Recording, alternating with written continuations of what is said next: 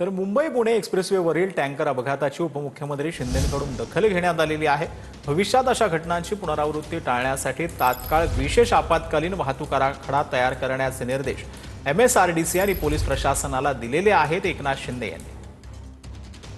तर मुंबई पुणे एक्सप्रेसवेवरील टँकर उलटल्याने जो आहे तो मुंबई पुण्यावरती वाहतुकीवरती जो परिणाम आहे तो झालेला होता। जवळपास 28 तासांपेक्षा जास्त वाहतूक कोंडी जी आहे ती झालेली होती। वाहतूक मोठ्या प्रमाणावरती विस्कळीत झाल्याचं पाहायला मिळालेलं होतं आणि त्यानंतर आता मुख्यमंत्र्यांनंतर उपमुख्यमंत्री एकनाथ शिंदेंनी या घटनेची दखल घेतलेली आहे आणि MSRDCला वाहतूक आराखडा तयार करण्याचे निर्देश जे आहेत ते या दुर्घटनेनंतर देण्यात आले।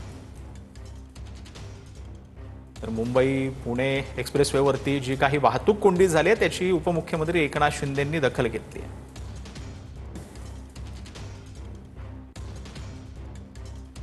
या घटना टाळण्यासाठी वाहतूक आराखडा तयार करण्याचे निर्देश जे आहेत ते एकनाथ शिंदेंनी दिलेले आहेत। MSRDC आणि पोलीस प्रशासनाला उपमुख्यमंत्री एकनाथ शिंदेंनी निर्देश दिले आहेत। मुंबई पुणे एक्सप्रेसवेवरती जो काही टँकर अपघात घडला त्यानंतर त्याची कारणीमीमांसा करून या संदर्भात काय काय उपाययोजना भविष्यामध्ये करता येतील जेणेकरून असे अपघात टाळता येतील त्यासाठी उपमुख्यमंत्री एकनाथ शिंदेंनी MSRDCच्या अधिकाऱ्यांना संदर्भात ज्या आहेत त्या सूचना दिलेल्या आहेत आणि याचा आराखडा तयार करण्यास सांगितलं। तसंच मुख्यमंत्री देवेंद्र फडणवीस यांनी देखील या संदर्भात सूचना ज्या आहेत त्या MSRDCला दिलेल्या आहेत आणि अशा प्रकारच्या घटना भविष्यामध्ये कशा टाळता येतील त्यासाठी कसं सज्ज राहता येईल याच्या उपाययोजना ज्या आहेत त्या MSRDC कडून सविस्तर अहवालातून मागवलेल्या आहेत।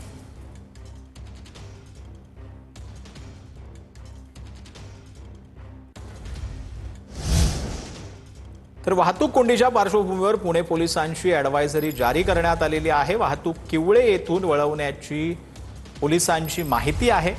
वाहतूक कोंडीच्या पार्श्वभूमीवर पुणे पोलिसांनी ॲडव्हायझरी जारी केलेली आहे।